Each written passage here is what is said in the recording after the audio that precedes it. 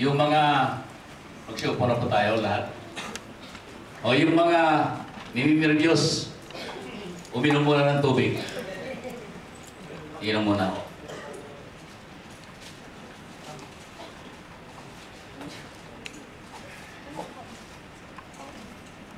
Alam na po natin na siguro marami na sa atin dito nakakilala ito ang kay Nehemiah, itong trabaho, pinaginawa niya noong i-rebuild niya yung wall of Jerusalem, no? Alam niyo, nung the other Thursday, nung Bible study, ito po yung pinag-aralan na ibinigay kay Brother Andrew. So sabi ko, oh, ito yung mensahe ni Lord na ibinigay sa akin.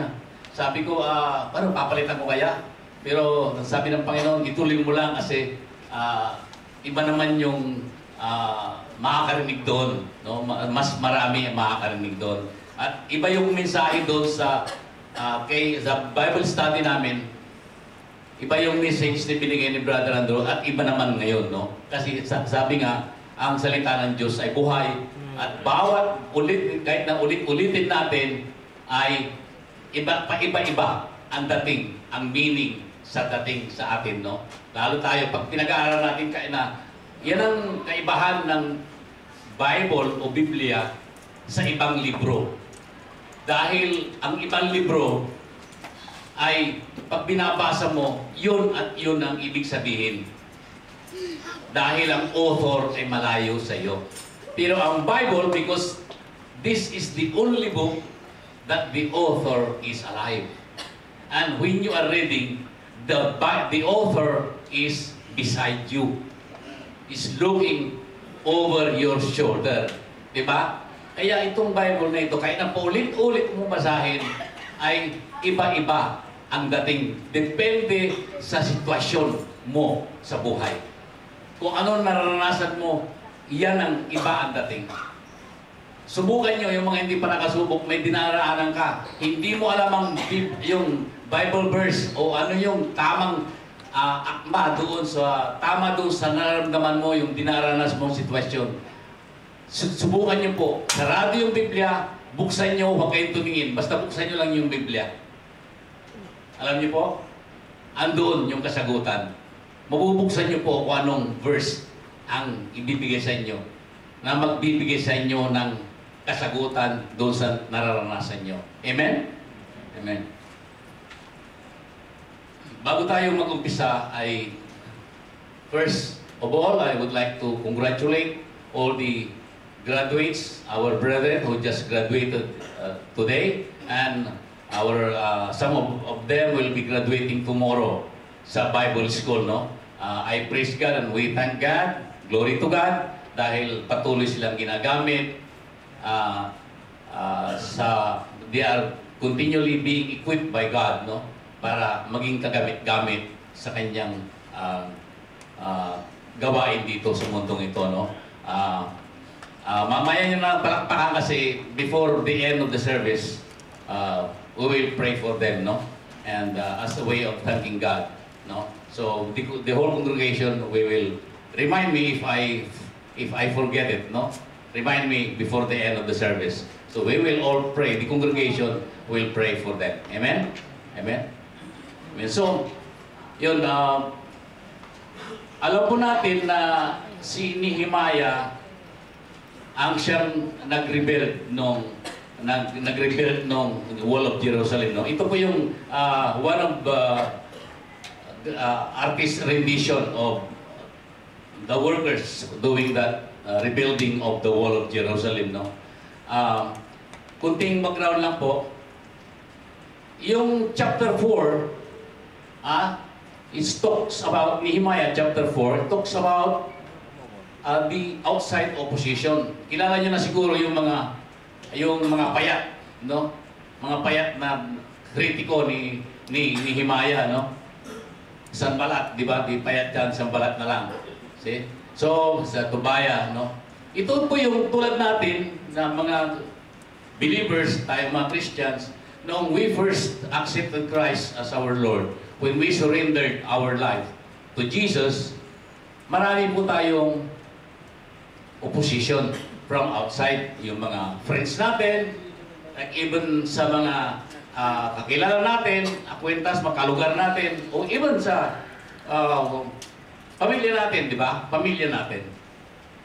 May mga nag-o-oppose na sabi nila, oh, ano lang yan, uso-uso lang yan, o hindi naman magtatagal yan, o ba't ganyan, lasinggero yan, sugaro yan. Di ba? So maraming opposition. Ito yung mga outside opposition. And then chapter 5 of Nehemiah, ito po yung it deals with inside opposition. Ito po yung within the church na yung mga brethren, yung mga kaya yung kapwa natin Christians ay mayroon tayong problema. We deal with them, no? Iba-ibang problema. Amen? So, kung makakita ka ng tao na, or madalas natin nakikita, or we always say, especially as parents, di ba? Marami sa atin nagsasabi sa mga anak natin na, do as I say, not as I do. Di ba? Madalas natin sabihin, pagka yung nagre-reklamo yung anak mo, o kaya yung kakilala mo, o yung under mo, yung mga, if ikaw ay boss, di ba? Sabi mo, ayaw mo ano. Eh bakit kayo sir? Parang kayo late dumating. Ano sasabihin ng boss? Ako ang boss. Basta gawin mo lang yung sinasabi ko, hindi yung ginagawa ko. Tama? Di ba? Do as I say, not as I do. Di ba? Yan ang pagkaiba ng boss kasi. Sabi nga, ang isang definition ng boss o yung manager is, the boss is always late when you are early. But he is always early when you are late. Diba? So yun ang boss. Diba? So, anong masasabi niyo ang karakter ng tao nito kung makita niyo na sinasabi niya? Is he a good example? Is he a good leader? Depende yan sa pananaw nyo. But sa general parlance o general na pagkaraniwang pagkakilala natin, ang taong ito na sinusunod niya o ito yung motto niya o kasabihin niya o prinsipyo niya sa buhay ay hindi magandang ehemplo. No? So, sabi niya sa Titus, no? 2:7, in all things, show yourself to be an example of good deeds, with purity in doctrine dignified. So palaging, kung ikaw ay magandang ehemplo, example, kailangan lahat na nakikita sa inyo ay maganda, pure, malinis, at kagalang-galang. Diba? Do we have any foreigner here? Wala, no? Wala. So, salamat at pwede na akong magsalita ng Tagalog, hindi natutugo ilong. Sa Timothy, 1 Timothy 4:12, sabi niya, let no one look down on your youthfulness, but rather in speech, conduct, love, faith, and purity, show yourself an example of those who believe. See, lalo-lalo tayo na mga believers, mga Christian, no? Napaka-importante po ito na imapakita natin doon sa mga hindi pa nakakakilala sa Panginoon. Dahil sabi nga, kailangan makita nila sa atin.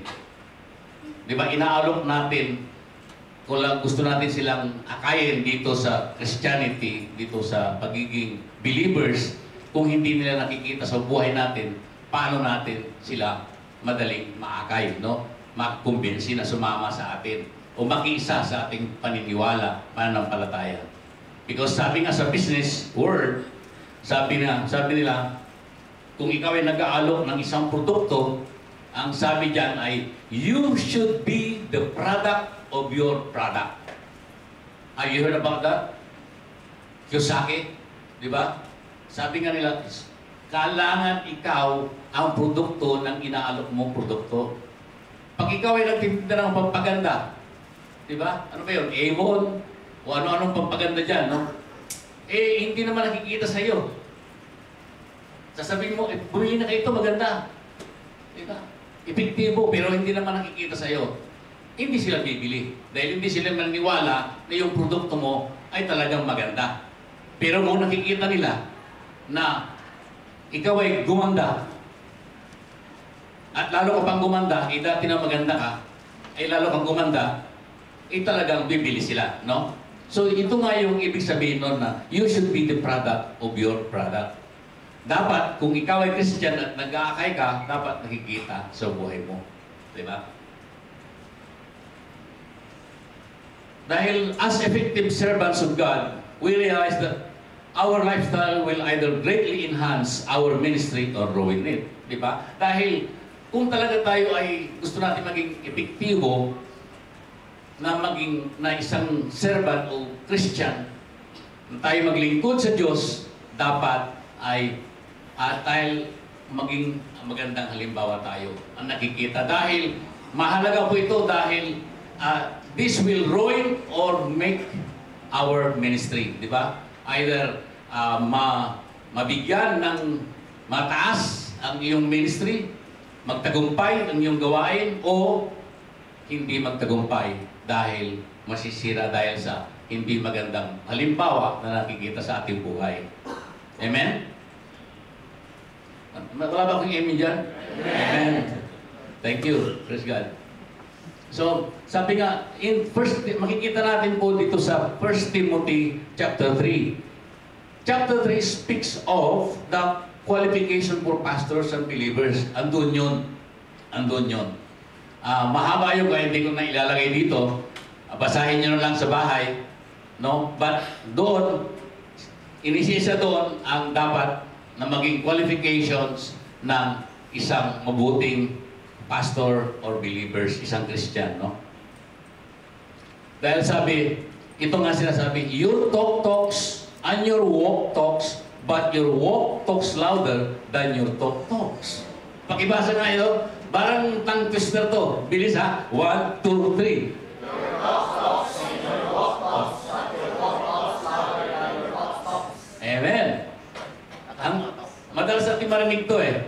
Ito yung simple na pagkasabi. Another way of saying it, your actions speak louder than your words. Aling mas madaling basahin? Ito. Diba? Ang daming sinabi doon, pero ito lang yun, no? Talagang yung action natin ay speak louder than words. Diba? Sabi nga nila, a picture or photograph speaks 1,000 words. Diba? It depicts your emotions there, no? So like kung may naliligaw ka, binigyan mo ng rose yung nililigawan mo, alam na yun, kaya na hindi ka na mag-say. Diba? Alam na yun, diba? Alam na yun. Diba? O binigyan mo ng tsokolate, pag Valentine's Day o every time na uuwi ka, may dala kang, halimbawa, nag-away kaya ng misis mo. Pag uwi mo, may dala kang tsokolate. Alam na yun. Anong ibig sabihin nun, di ba? Nagsusuri ka. At sasabihin mo, darling, I'm sorry. It's my fault, di ba? But sinasabi ko sa inyo, kami ni Mrs., pag mag-aaway kami o magkakaroon kami ng disgusto or misunderstanding o discussion, I always see to it that I have the last say. I always say, Lord, it's my fault, I'm sorry. Di ba? I have the last say. Di ba? So, ito kasi special times sometimes require special sacrifices. Tulad nung panahon ni Nehemiah, ay special occasion yun, special situation. Dahil at that time, ay taghirap. Di ba? Famine. And then, hirap yung mga tao, tapos gagawin yung magtatrabaho pa sila. Kinuha pa niya maggagawa nung i-rebuild nila yung wall, no? So, special, requires special, there are situations that very special that requires your special attention. Like sabi nga, if you want to achieve in life, no? In life, if you want to achieve extraordinary things, then you should be prepared to do extraordinary efforts. Di ba? 15 minutes. Because you expect to receive, to do, to achieve an extraordinary reward, then you should exert an extraordinary effort. Di ba? Hindi mag-aano ka na hindi mo pagtatrabuhan. Amen? So, in 1 Timothy 5:18, sabi niya, the laborer is worthy of his hire. Ito, mga kapatid, ingat po tayo dito kasi baka hindi natin maintindihan to. Dahil maraming ibig sabihin nito, maraming nagkakamali na ibig sabihin nito, pagkakaintindi nila, the laborer is worthy of his hire is parang, uy, kailangan itong trabahador na ito masipag kaya sweldohan mo. Diba? Oh, I deserve it because I am very, very masipag. Diba? I'm industrious. Pero hindi yan ang ibig sabihin ng Panginoon, no? Ang sinasabi ng Panginoon, ibig sabihin yan is yung mga manggagawa sa church, sa mga gawa sa gawain niya, ay dapat lang na suportahan. No? Tulad ng ginawa ni Nehemiah, yung mga nagtrabaho doon, pinakain niya. Pinakain niya ng pinakain. No? Hindi niya pinabayaan. No? Kasi sabi niya, sabi ng ibig sabihin ng Panginoon dito ay fair compensation. Diba? They have to live also. Magtrabaho rin sila. Diba? Diba? Corinthians 9:14.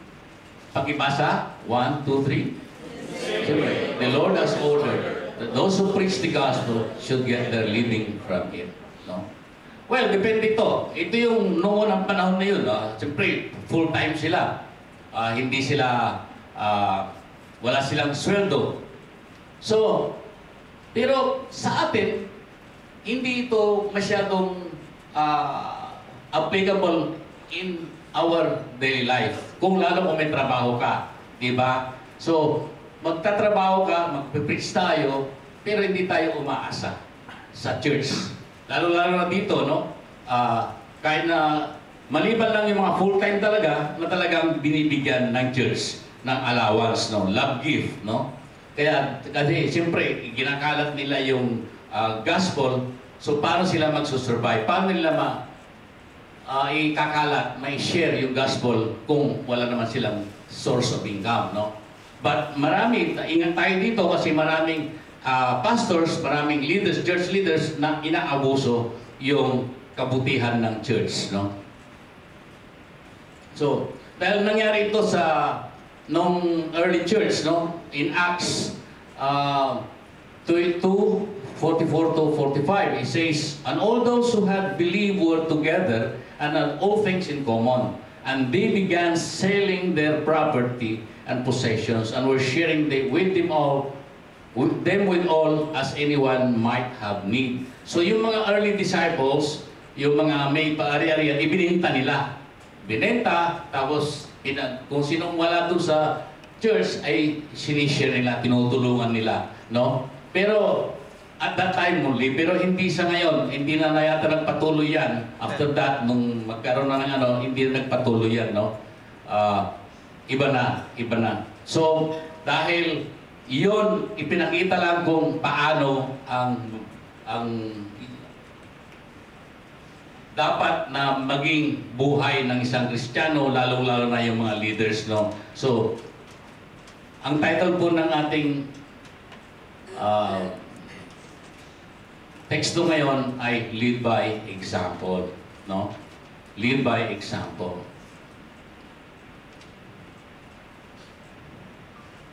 There are 3 principles to help us lead by example.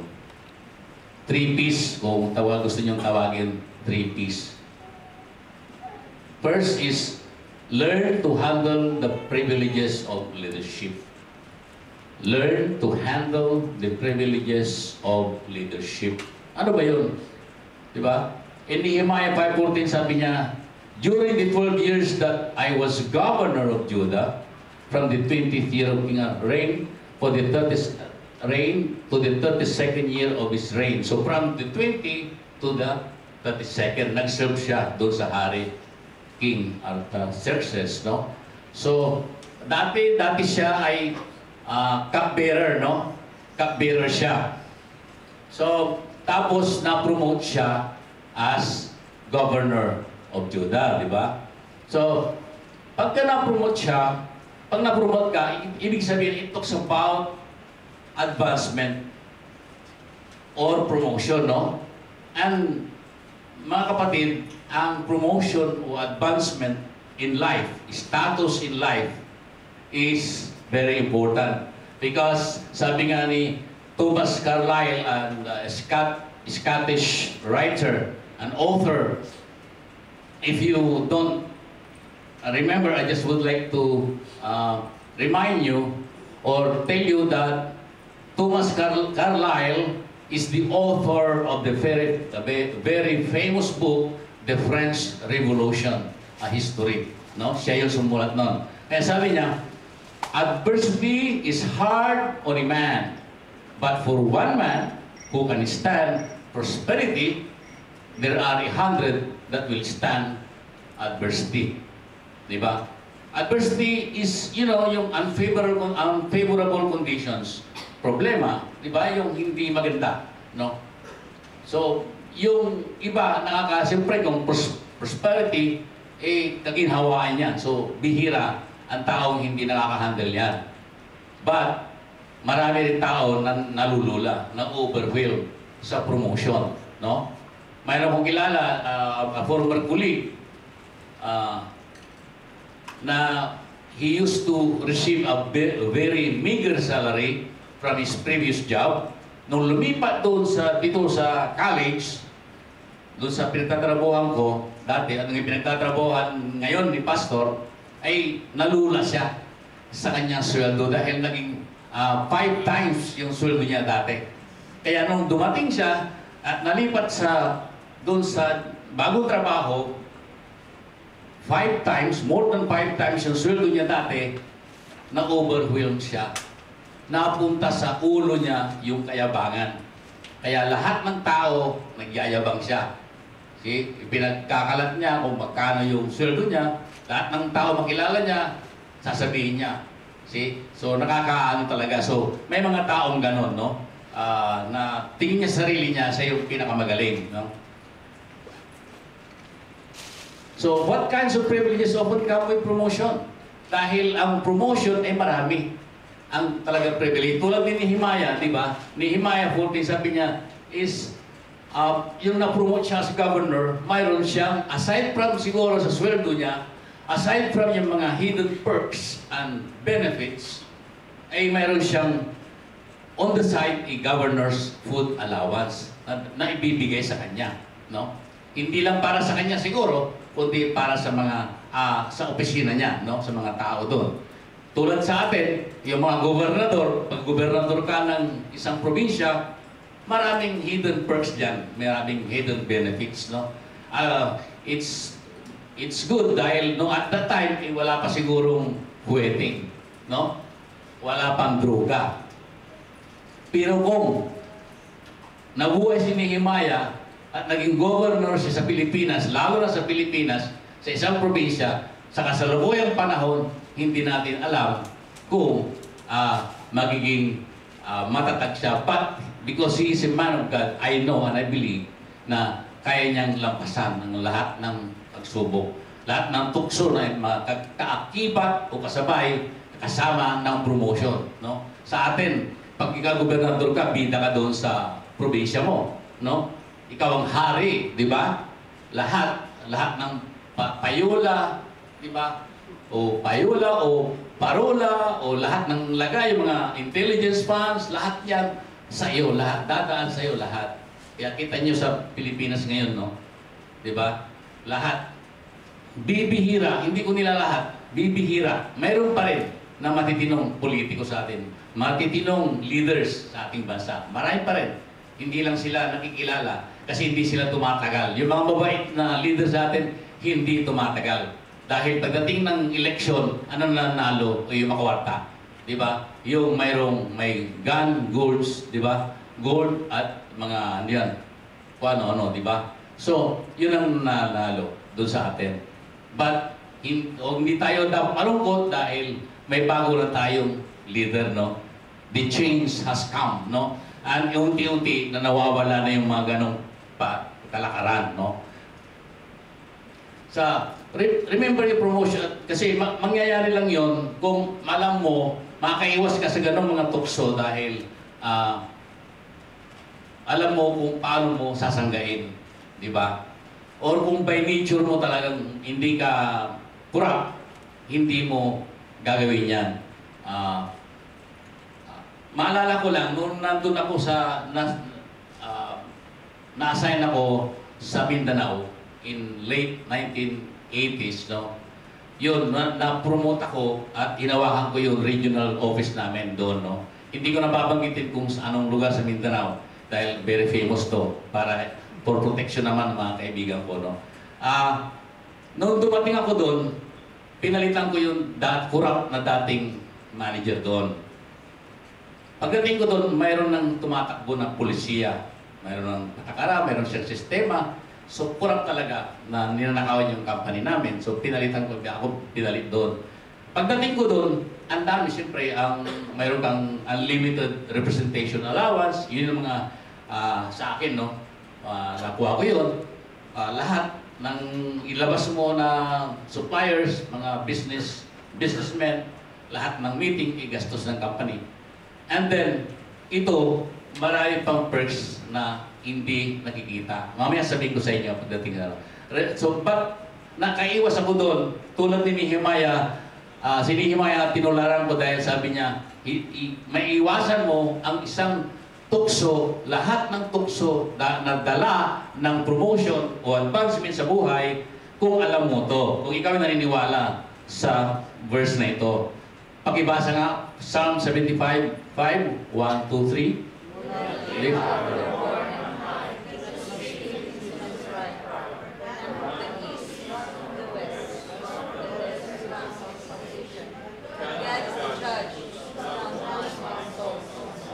Amen. So malinaw, ang haba-haba niyan, pero ibig sabihin niyan, huwag mong ipagyabang ang iyong promotion,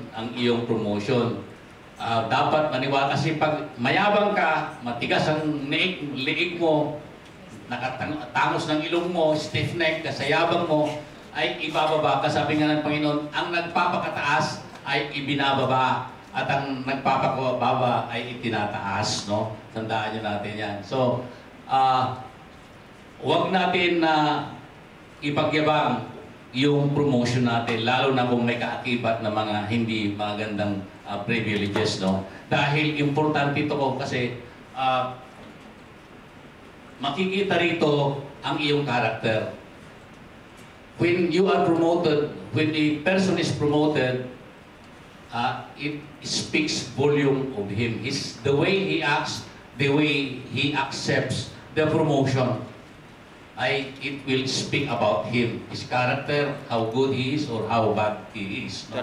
But kung Christian ka, kung Christian tayo, alam po natin kung paano natin tanggapin ang advancement sa buhay, no? Sabi nga, kaya nga yung ibang tao ay minsan tinatanggihan nila ang promotion, di ba? Tinatanggihan nila. Don't go into the ditch of avoiding promotions. Kasi may mga tao na sabi nila, well, if those kind of temptations come with promotion, then to avoid temptation, I better refuse all promotions. This is not the case, brethren. Hindi ito. Ang ibig sabihin nun ay mapupromote ka, hindi masama na mapromote o tumanggap ng promotion kung ang mga privileges mong ito ay magagamit mo sa paglilingkod sa Panginoon. Kung magagamit mo ng tama ang mga benepisyo na makukuha mo rito to serve God more faithfully. If you will use it, yung blessing mo ay hindi masamang po. Diba? Tanggapin. Dahil ito'y ibinigay ni Lord dahil para makapaglingkod ka ng tama, ng mas marami ka pang matulungan, marami ka pang maakay. Dahil ang masama ay kung yung benepisyo mo, yung promotion mo ay gagamitin mo para mag-api ng ibang tao, no? Na para tapakan mo, no? Kasi may mga ganong na leaders sa church, may mga kilala ko, hindi ko nababanggitin kung anong sekta, they are, pinapahirapan, hirap na hirap yung mga membro nila. Pero sila, kung magbiyahe, first class sa aeroplano. No? Yung iba may sariling jet, may sariling aeroplano. Samantalang yung mga membro nila, halos hindi makasakay sa aeroplano. Kung tumira sila sa mga hotel, mga 5-star. Baka minsan pa, pag pumunta ng Dubai, 7-star pa. Diba? Dahil only in Dubai, you will find the 7-star hotel. Diba? Not in any other parts of the world. Makikita ka, only in Dubai. Diba? Words of Arab. That's the only 7-star hotel. No? So, yung iba, talagang di-exploit yung pagiging pastor nila, yung pagiging leader nila ng church, di ba? Dahil nagpapasarap sila sa buhay na hindi dapat. Samantalang yung mga membro nila, hirap na hirap magbigay ng tithes. Palagi nilang sinasabi, dapat magbigay kayo ng tithes. Dinadaan nila yung magbigay ng tithes para lang sila ay mamuhay ng masagana, masarap. Di ba? Iba yung konteksto nila, iba yung pagkakaintindi nila doon sa tithes. Na imbis na gamitin sa missions, di ba, ay tuwan-tuwa sila na tumanggap ng love gift, tumanggap ng allowance sa church. Dahil maraming pera yung church eh. Nakikita nila maraming pera yung church. Di ba? Kaya naman nila, may trabaho sila. Mayroon silang mga businesses outside the church. Nagtayo sila ng mga sarili ng church. Pag sila tinawag, lalo famous sila na evangelist. They are very popular all over the world. When they are invited to speak before a church crowd or an audience, Christian audience, they are given a very hefty allowances. Very hefty allowances. At imbis na gamitin nila yun, ibigay nila sa mahihirap. I don't know, but maybe there are few people like that, no? So, importante po to na hindi po natin dapat iwasan o tanggihan ng promotions because in every strata of leadership or every levels of leadership, we need a good leaders, no? Either in business, politics, education, and even in our Christian world, no? So even, you know, in Jabez asked for promotion. Sabi ni Jabez in Chronicle 4:10, he asked for promotion from God. He said, Jabez prayed to the God of Israel, please bless me and give me more territory. May your power be with me and free me from evil so that I will not be in pain. God gave him what he prayed for. Because nakita ni Lord, kaya hindi masama ang humingi ng promotion. Hindi masama humingi ng blessing. Pag alam mo na gagamitin mo sa maganda, gagamitin mo para sa Panginoon, sa gawain ni Lord. Diba? Ibibigay ni Lord. Dahil yung motibo mo sa buhay mo ay maganda. No? Hindi pansarili, hindi selfish motive. Hindi mo papayamanin sarili mo, kundi gagamitin mo sa gawain ng Panginoon para dumami pa ang taong makakilala sa Panginoon upang lumakas pa ang pananalig at pananampalataya ng mga kapwa natin mananampalataya at lalo-lalo na sa mga hindi mananampalataya. So, in Proverbs 2, when the righteous increase, the people rejoice. But when the wicked man rules, people groan. This is connection with that, no? So, mas maganda talaga na talagang may mga nabibless, no? Kasi nga, they are righteous, no? And they deserve, no? Kaya pagka ay wicked, talaga maraming nagrereklamo. Tulad ng mga nakaraang gobernador ng panahon ni Nehemiah, no? So sabi niya, so the overall point is, don't use the privileges of leadership to serve the flesh. Diba? Yung sa pansariling lang. So sabi niya, what are some ways Nehemiah proposed to abuse his leadership privileges? Diba? Ito, sabi niya, he did not take the food allowance. Diba? Hindi niya ginamit yung food allowance. Diba? So kaya ba natin gawin yan bilang Kristiyano? Kung mayroon lang tayong ibang source, kung kaya natin, pwede natin gamitin para lang lalo tayong ma-serve natin ang gawain ni Lord dito, no? And number 2, did not tax the people. Di ba? Tulad nakaraan. ay tinatax nila yung people, no? Kaya pinagtatrabaho na, hihingan, kukunin pa yung food allowance, nagaling din sa mga tao. So, pero si Nehemiah, sabi niya, I did not do that because I feared God. Takot siya sa Diyos, no? Diba? Kaya may takot siya sa Diyos, kaya hindi niya ginawa, hindi niya pinahirapan yung mga tao. Ginamit niya sarili niyang pera, galing sa kanyang bursa. Pinapakain niya 150 Jewish, plus yung mga kaibigan nila na tumutulong siguro na magtrabaho para gawin yung wall, no? So, number 3, led his kinsmen to behave the same way. Diba? So, sabi nga niya is, my brothers and I never ate any food that was paid for by the governor's food allowance. So here, he is leading by example, no? Ipinapakita niya. Kaya yung mga tao niya, sinabi niya na huwag nyo nang gawin yan. Huwag na kayong kumuha. Kaya huwag niyong pahirapan yung mga tao. Kaya sumunod sa kanya yung mga tao niya, kasi nga, siya rin hindi kumukuha. Isasabihin mo sa mga tao mo, huwag na kayong brothers, sisters, huwag na kayong humingi ng allowance niyo sa church. Pero ikaw, kumukuha ka, paano sila maniniwala sa iyo? Di ba? Di ba? Hindi yata tama yun, no? So dapat, kung anong sasabihin mo, yung ginagawa mo, dapat ginagawa mo, yung sinasabi mo, dapat ginagawa mo rin, no? Hindi, do as I say, not as I do. Dapat, do as I do. Di ba? Kawawa yung mga ano. So, he did not behave, the ladies' kinsmen to behave the same way. Naging, ano siya, a good leader by example. So, number 2 is learn to handle the policies of leadership. Some of you, di ba, if that would be a group of people who would be say upset with me, di ba, dati, ito yun, tinasabi ko na nasa tabaw ko, ma-upset mo yung ibang tao. Dahil ikaw, pumalit ka doon, yung mga dati na nandoon, na inabutan mo, na ikaw pumalit, mayroong patakaran, mayroong nakaugalian ng gawin, na kumikita sila, tapos pumunta ka doon, pumunta ako doon, inalis ko lahat yung pinagkakitaan nila dahil panay kalukuhan. Siyempre, mamagagalit sila, no? Kasi sabi na sa, sir, bakit? Sinabi sa akin, dapat ituloy natin. Dahil gano'n ang ginagawa ng dating manager dito. Di ba? Gano'n ang gawin natin. So, dami nga. Kasi ganyan ginagawa palagi. So, dapat ituloy natin yun. Di ba? Kahit na yung mga suppliers namin, yung mga businessmen, mga leaders namin, yung mga supplier namin doon, inalok kami, gano'n. Yung dati yung pinalitan ganito eh. Kita nyo, one day, bago kami doon, 1 week pa lang, pinuntahan kami sa hotel na tinitira namin ni Sister Tess. Lunch time, inalok si Sister Tess ng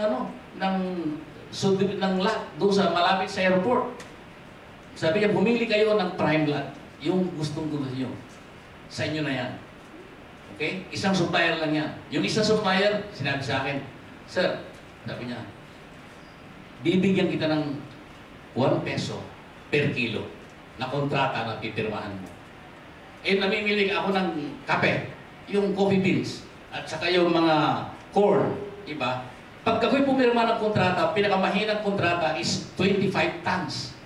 That's 25,000 kilos. Pero marami akong, yung malaking supplier namin, nagkukus ako ng kontrata, 1 contract is 200 tons. For 2 weeks lang yan, delivery. 2 weeks delivery. See, inanok ako gano'n. See, kung tinanggap ko yun, siguro mayaman na ako ngayon, no? Kung tinanggap ni Sister Tess, mayroon na kaming bahay doon. Then, ang sikat na sikat ito, na sa Mindanao is #1 city ito. Pero hindi namin ginawa. Dahil sabi ko, hindi tayo pumunta, kahit pinadala tayo dito para maayos. So, gagawin natin ito, wala pa yung pinagkaiba doon sa pinalitan natin, no? So, ganyan nangyari kay Nehemiah, no? Yung mga dating governor, wicked sila. Lahat, mga corrupt, pero siya, hindi siya naging corrupt, no? Hindi niya ginawa yung ginagawa dati. So, what are some things that Texas the previous governors did? Ito na nga yun, di ba? Laid burdens on the people, di ba? Took from them bread and wine. Siya naman, nagbibigay siya. Di ba? Siya nag-provide. Took money, di ba? Tinatax niya sila, pero siya hindi niya tinax. Allowed their servants to dominate the people. Yung mga tauhan nila, inaapi din yung mga tao. Pero siya, kabaliktaran lahat ang ginawa ni Nehemiah. hindi niya pinahirapan ng mga tao. Pati yung mga tauhan niya, sinabihan niya, huwag niyong gagawin. Huwag niyong pahirapan yung mga tao. So in other words, kung anong ginagawa ko, gawin niyo. Huwag niyong gagayahin yung mga dati. Diba? Dapat tayong mga Kristiyano, ganito tayo. Diba? Na hindi dapat manatili tayo na ipagpatuloy natin gawin ang magagandang gawain, no? So, nandito na tayo. So, how might a believer finds himself assembling similar situation? Yun na nga, di ba? Kung na-promote ka, napunta ka sa isang posisyon na maraming tukso, di ba? Ano bang, di ba, maaaring matukso ka na gawin yung dating ginagawa, mas kaya na masama, di ba? Hindi balik kung mabuti, pagpatuloy mo, di ba? Pero kung hindi makakabuti sa kapwa mo, kapwa natin, na mananampalataya sa ating kakilala, ay huwag nating gawin, no? Pero kung iisip natin na makabubuti, at dahil napasihan natin ang utos ng Diyos, di ba? Ang sinasabi, tulad ni Nehemiah, ay talagang dahil may takot tayo sa Diyos, may pagmamahal tayo sa Diyos, no? At what should the believer do if he finds himself in that position? Sabi ko na, David, dayain natin si Nehemiah, no? Huwag tayo magpadala sa mga tukso ng mga pribilehyo. Yung mga kakibat na mga dala-dala ng promotion na yon. Ang mga hidden perks and benefits, no? Diba? Tulad nung sa akin, ay purihin ng Panginoon, kahit hindi pa mananampalataya noon, ay ginawayan niya ako kasi alam pa niya may plano pala siya. Siguro hindi ako nakatayo dito sa harap niyo ngayon kung ginawa ko yun, no? So, praise God, at may planong Panginoon, at nandito ako, at nasasabi ko yung nangyari sa akin noon, ay nasasabi ko sa inyo ngayon, no? Na talagang purihin ng Panginoon. So, why may I avoid the deceitful thing? Because, sabi niya, I fear the Lord. So, ito na nga yun. So, maiwasan natin ang mga sinful practices sa buhay natin kung may takot tayo sa Diyos. Kung palagi tayo nagbabasa ng salita ng Diyos, malalaman natin na at maiiwasan natin kung paano gumawa ng mga kasalanan. So, learn to handle the priorities of leadership. Diba? Sabi niya, he applied himself to the working on the wall. Nag-focus lang siya doon sa gawain na ibinigay ng Lord. Diba? Tulad natin, kung gawain natin ay mag-akin ng kaluluwa ng mga hindi pa nakakilala, mag-focus tayo doon. No? Kung gawain natin ay magturo sa mga kapatiran natin ng salita ng Diyos, magpatuloy tayo. No? Kaya nga tayo, mga kapasamahan tayo, mga kapatiran tayo, na patuloy na ini-equip ni Lord dahil ito nga ay para makapag-concentrate tayo sa gawain ng Panginoon dito sa mundong ito, no? In this part of the world. One of the reasons Nehemiah avoided simple stuff was because he was focused on getting this job done for the Lord, yung rebuild ng wall, no? Instead, sabi niya, I put my best effort into the work on this wall and we bought no land. All my men gathered here for work. Ang ibig sabihin nito kasi, ay at that time, dahil taghirap, yung mga tao doon ay binibinta nila yung mga lupa nila. Yung mga anak nila, pinapaalila nila. Ibinibinta pa na. Para may makain lang sila. Diba? May bayaran. Pero si Nehemiah, sabi niya, we did not buy land. Kasi kung negosyante ka, kung taghirap, ganyan, marami nagbebenta ng lupa. Natural, mura ang lupa. Pwede mong samantalahin, mamili ka ng lupa. Di ba? Kikita ka. Di ba? Pwede kang pero hindi ginawa ni Nehemiah. So, ang ibig sabihin dito, huwag natin samantalahin ang kahirapan ng mga mahihirap, samantalahin ang sitwasyon, mahirap na sitwasyon, upang magpayaman tayo, upang guminhawa ang buhay natin. Di ba? Itong ibig sabihin nito, simple lang. Huwag nating gamitin ang isang sitwasyon, mahirap na sitwasyon, para tayo ay guminhawa o yumaman at the expense of other people, the poor people na nangangailangan ng tulong. Imbes na samantalahin natin sila, exploit natin sila, ay tulungan natin sila. Let's help them instead. No? Tulad ng ginawa ni Nehemiah, no? Tinulungan niya yung mga tao, hindi niya inabuso ang kapangyarihan niya. So, sabi niya, business is focused in God's service is a wonderful deterrent to sin. Pakibasa po, pakirepeat, 1, 2, 3. and focus in God's service is a wonderful deterrent to sin. Pakiulit yung wonderful deterrent to sin. Wonderful deterrent To sin. One more time, please.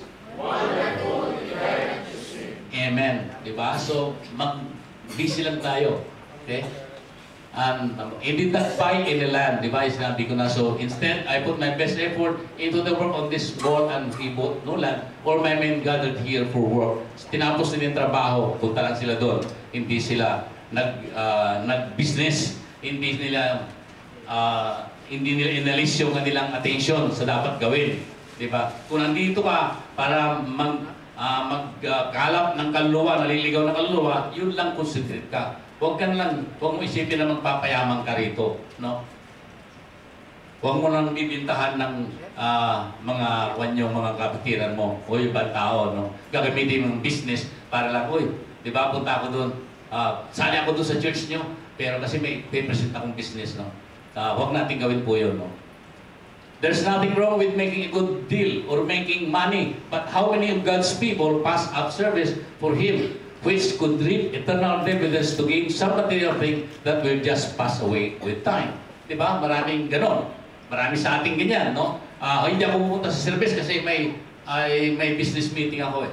Diba? Mayroon akong pagkakitaan to, saan na lang. Next week na ako atin, diba? Amen. Marami yan. Minsan, pati tayo kasama dyan, no? So, he instructed his staff to serve and work, di ba? So, they work all his men. So, dapat ganoon na ini-instruct natin, sinasamahan natin, ini-encourage natin ating mga kapatiran na magtrabaho para sa Panginoon. Pangalap ng kaluluwang naliligaw pa, na hindi pa kumikilala sa ating Panginoong Hesus, dapat tulungan natin. Nehemiah also point out that the people he had control were instructed to get the job done. Diba? Ganun na sabi ko na they were not to consider themselves too important to get their hands dirty. Okay? Yung lahat tayo ay pare-pareho. Kaya na pastor ka o leader ka, dapat kumigawain tulong-tulong. No? Tulong-tulong. Hindi yung nakatayo lang tayo sa tabi dahil, oh, ako leader. Mayroon akong kilalang ganun dati. Oh, ako leader eh. Ako yung pastor eh. Diyan lang kayo. Hindi ako dapat ganyan. Marumihan. Diba? Mayroon kong kilala gano'n. Nehemiah not only led by example, but he made sure his employees did the same. Di ba? So, he cared for the material needs of others. Yun nga, pinakain niya yung mga tao, trabaho, di ba? So, isipin natin, yung mga kapatid natin na naghihirap, mga ilang tulong, tulungan din natin, no? Huwag natin silang pahirapan. Di ba? So, because servitude na hirap na nga sila, pahirapan pa natin, huwag naman gano'n, no? Tulungan natin sila instead, no? Dahil hirap na nga sila. So, masama rin na tayo, 3 principles to lead by example. Learn to handle the privileges of leadership, no? So, yun lang natin, hawakan natin mabuti. Handle natin, huwag tayong mabuso sa mga benefits, no? The policies of leadership, di ba? Dapat alam natin kung paano natin implement yung mga policy na hindi sama sa mga tao, kundi makabubuti pa, no? Learn to handle the priorities of leadership. Alam natin kung anong dapat natin unahin, yung unahin natin yung para sa Panginoon, no? Palaging God first, di ba? Palaging una yan.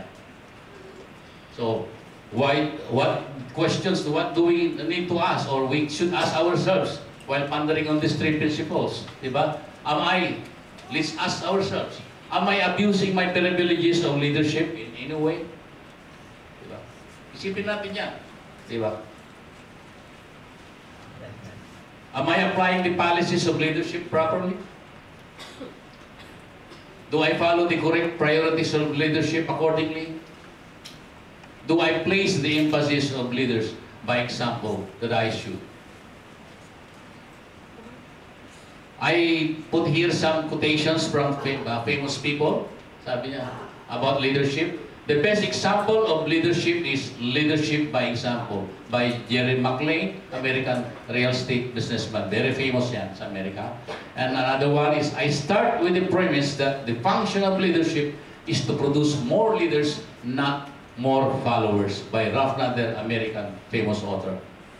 And ito, sabi niya is American general during the First World War. Sabi niya, a competent leader can get efficient service from poor troops, while on the contrary, an incapable leader can demoralize the best of troops. John Pershing. And lastly, sabi ni Dwight Eisenhower, one of the American president, 34th US president, you do not lead by hitting people over the head. That's assault, not leadership. Amen? Mayroong kwento, bago tayo magtapos. A teacher in grade school, a religious class, wants to impress his student by telling them, asking them, he said, if I sell all my properties, my house, big house, my flashy cars, and my land, and I will donate it to the poor, will I go to heaven? Sabi ng mga bata, no, sir. Now, if I clean this classroom, sabi niya, every day, sabi niya, and I will not ask for any compensation from the school authorities, will I get to heaven? Sabi ng mga estudyante, no, sir. What? I'm trying to show you by example. Sabi niya, that I'm a good leader by example, by doing all these things, and still I don't get to heaven. How could I get to heaven then? And then one boy at the back said, sir, if you want to go to heaven, you must die first. Diba? You have to die first. Diba?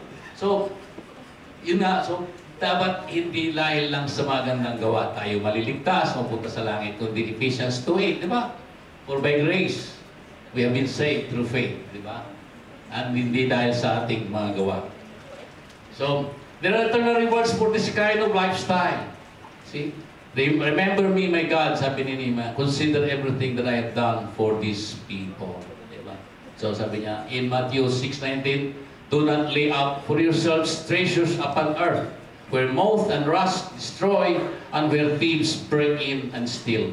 But lay up for yourselves treasures in heaven, where neither moth nor rust destroys, and where thieves do not break in or steal.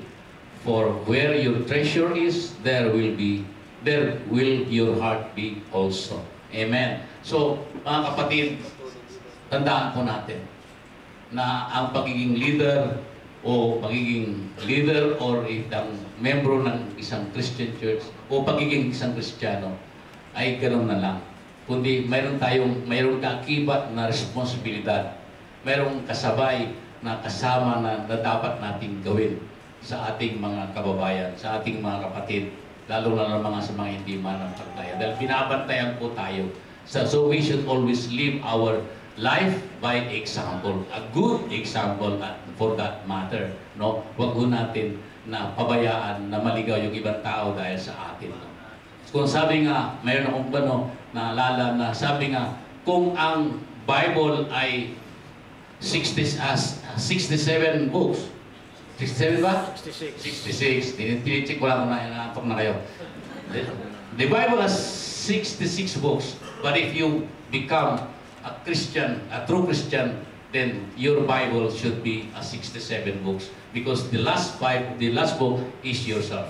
Amen? Kayo yung huling Biblia, huling libro doon sa Biblia. Kasi palagi kang binabantayan pag ikaw ay Christian. Amen? Binabasa nila palagi ang iyong gawain, yung mga actions mo, mga salita mo. Kaya ingat po tayo, then we should all lead by example. Amen? Amen. Nalangin po tayo. Yes, Lord. Maraming pong salamat, Panginoon Diyos, sa ibinigay mong mensahe sa amin. Ang reminder